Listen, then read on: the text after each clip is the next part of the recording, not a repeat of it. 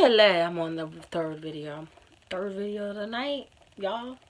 Bite down, it was crunch time. Yeah, I skip all of them bitches in the lunch line. I put in work, now I'm here at the front line, ready for the bullshit, I swear it's on my bloodline. I'm talking my ass off. I look like my sister right now. Oh my god, if you guys see my sister, I look just like her right now. I feel like the skinnier I'm getting, it's starting to look like you. I know you probably watch it, so I'm starting to look like you the skinnier I'm getting. Kind of creepy. Like, is this how we looked when we was little? I can't wait until my sister gets on a video with me, y'all. Y'all gonna be like, oh my god, y'all are fucking annoying. It's like, no, my little sister is legit. She's the funniest person other than me that I know. Like, other than me. I taught her everything she knows. But it's like, no, she's dead ass funny as hell. And it's like my nephew coming up, I know he gonna be funny. He already got his own little, like, you know how like you ever meet a kid? If I look like I'm squinting, it's because it's damn light. Okay. Whew. It was killing me. My iPad was right there and it was like mad bright. It was just like, I was probably squinting that whole last video. If you didn't see the last video, check it out. Right wing, probably not right there, but maybe somewhere there's gonna be a subscribe button right about now. Then there's going to be a link. Oh wait, where does it go? Hold on, I'm trying to get used to this. It's gonna be bing. Maybe I'm right, maybe I'm not. I don't know. I can always just flip it. You guys are gonna be like, how the fuck have flowers go from that side to that side? Because I was wrong. Alright, let's get into the video, you guys. Trying to keep my momentum up. I'm getting sleepy now. What time is it? Woo Chile. It is 9:17. I say woo Chile too much now. Did y'all see that video? How do you say woo Chile? You said what? Woo Chile. Woo Chile? Like W-H-E-W Chile. Chile. It's woo child.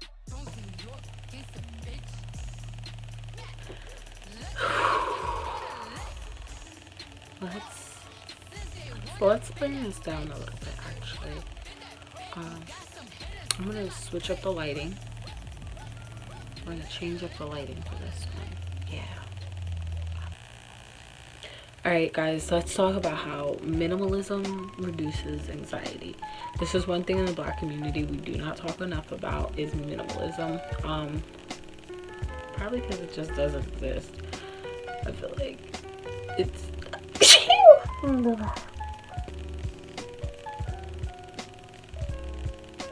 like, no.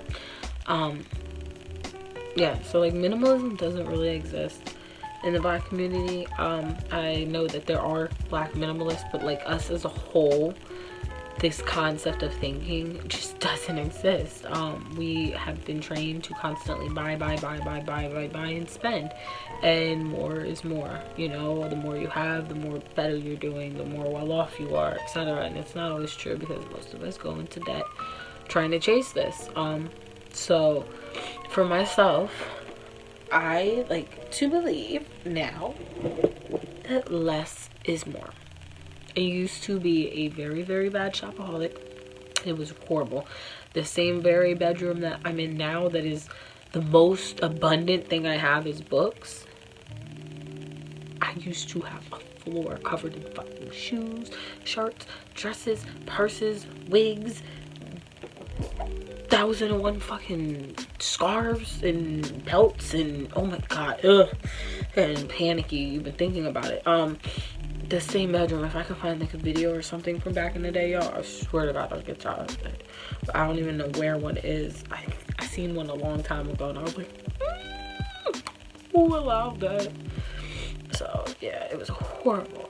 Alright, so for me, getting down into minimalism wasn't an easy task. It took a lot of not even soul searching or nothing. It took some really shitty experiences for me to realize that, like I said, less is more. Things are very temporary, and a lot of the time what you have and what you own holds you back. So with that being said, I very much, when I spoke about it on Instagram, or I think it was just on Twitter, and I went through an abusive relationship, and one of the things that made me stay was everything was mine, and I couldn't just pick up and leave. I had a whole house to pack. I got dogs, I got, you know, just so much. All the bills are in my name, the lease is in my name. I can't just pick up and run, you know. So that was one of the biggest things.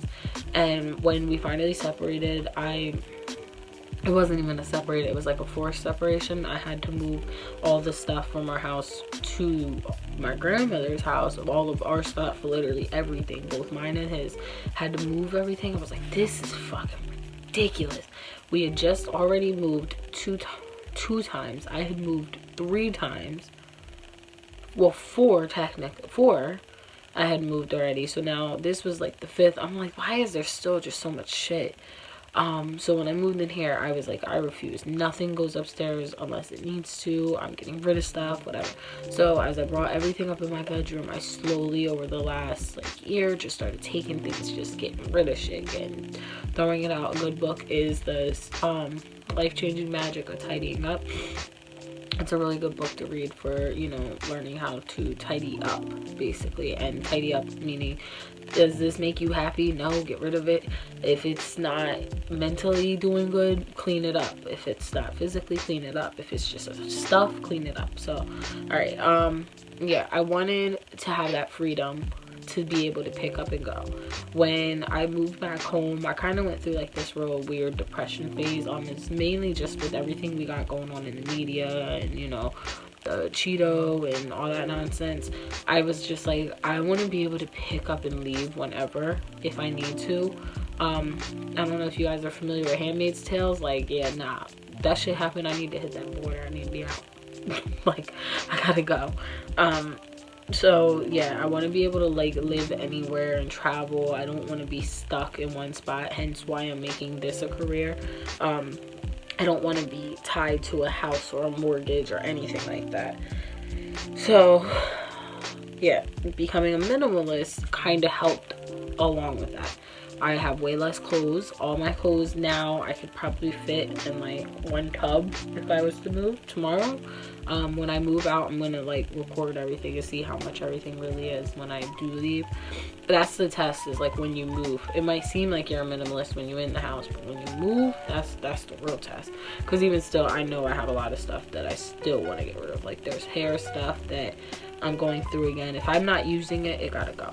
Okay, so being a minimalist makes cleaning that much easier. I don't know why I said it like that. Makes cleaning that much easier though. You literally, I can clean up my bedroom in a few minutes without extra thought. And I mean like actually put everything away, that anything that was out, put it back. Everything's back lined up, back put where it is. If you can't tell, like I got my books color coded. Those aren't. But those are like color coordinated, so I know exactly where I'm just shoving something back.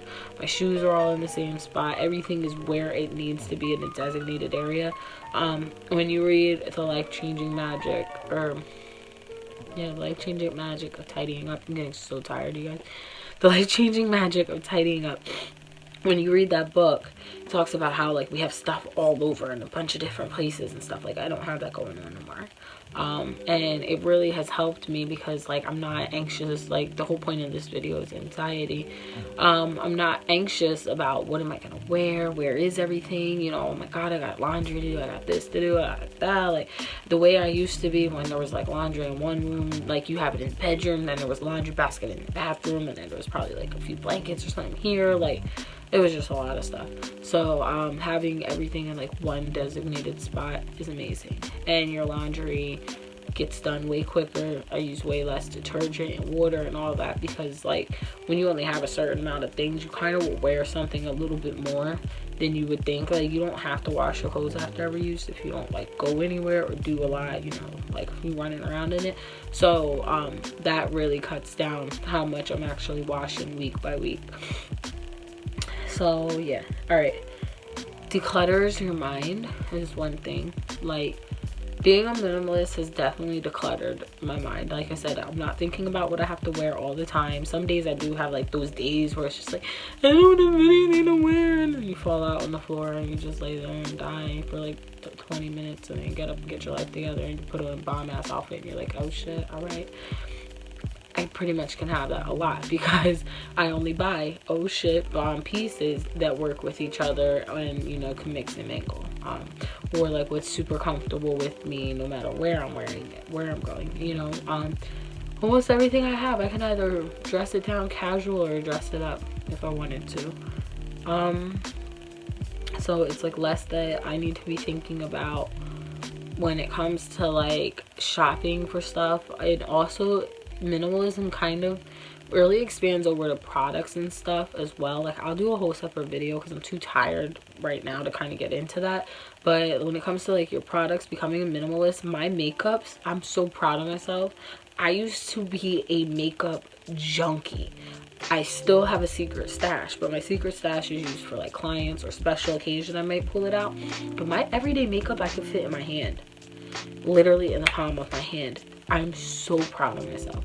I have 4 Fenty sticks, and the reason there's 4 is because one is a contour, one's a concealer, 2 of them are highlights. One is like a gold highlight, that's my like I'm trying to be cute. I think I have that on right now, you can't really tell. Let's see. A gold highlight, and then the other one's like more pink, like everyday I use. So it's called Trippin', and the other one's blonde. Is it called blonde? I think, yeah, blondie, something like that. It was like the Fenty stick of the powder gold version in a way. It's like a knockoff version of itself. I don't know, it's not as like bold, it's like really subtle. So anyway, I was very much into like makeup. Like always, I'm having like 55 foundations and things. When I cut foundation, you realize how much less makeup you actually wear. So then I was like, oh, I just need this and that.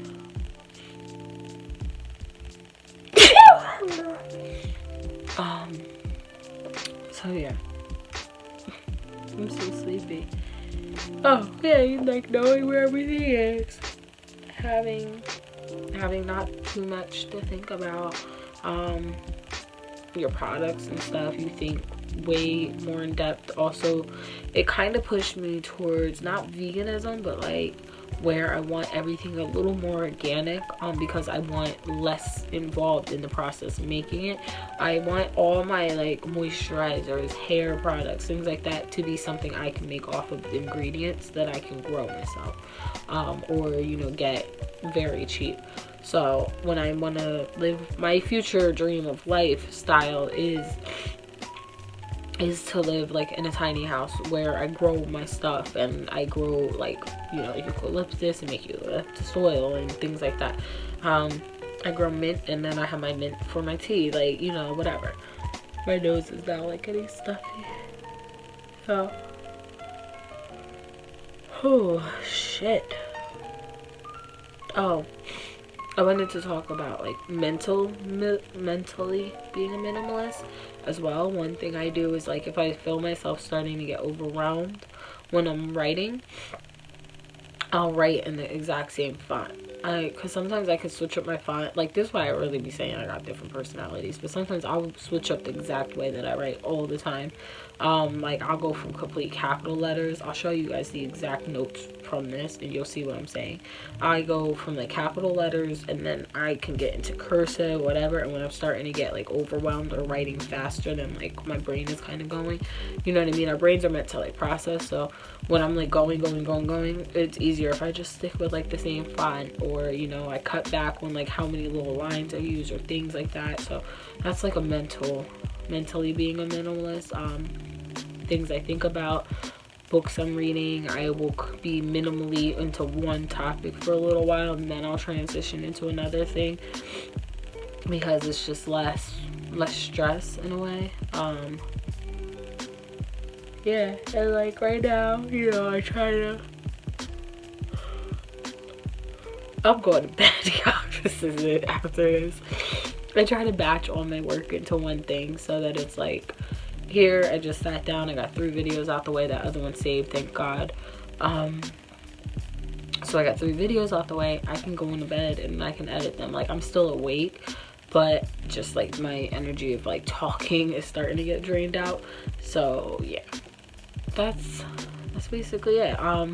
Being hold on, perfect example. If you guys just watch this video from the beginning till now, you see what I was saying about the orange lights. I was just like super like, oh my god, da-da-da-da-da, when that light is on. But like as soon as you get down into the orange, you just get so calm. Like, just see my kids start snoring. I get sleepy. Becoming a minimalist taught me this. I very much pay way more attention to every little thing I need. So now it's like, I know I need this kind of light bulbs, or you know, like I don't need 47 different lamps in my room. I got one lamp, that one lamp in that one corner, because the wall is white. It all just pops up and it comes over this way. There is a thing,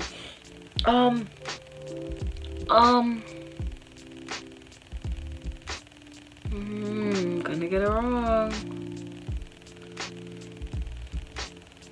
I want to say Noman Ali Khan. I think it was him.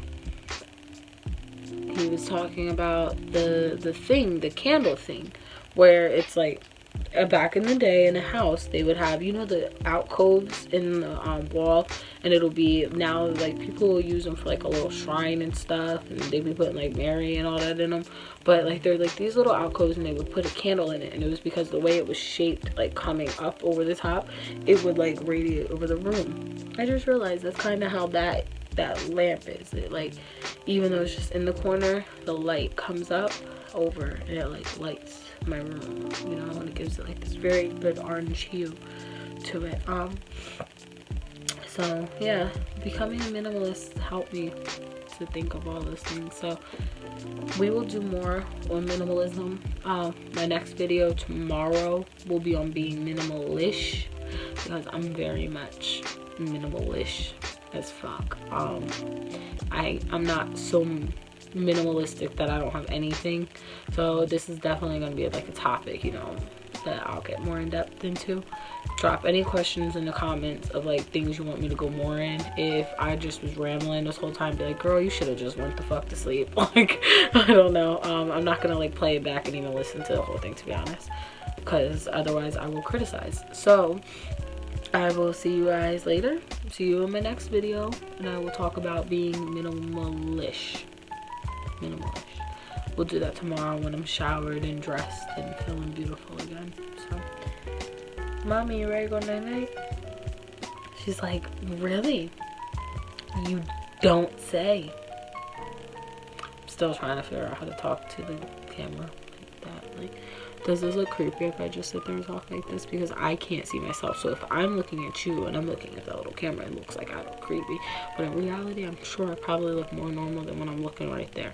But like, you know, my eyes and stuff, it looks weird over there on my peripheral visions. But I need to go to sleep. All right, peace out. Peace.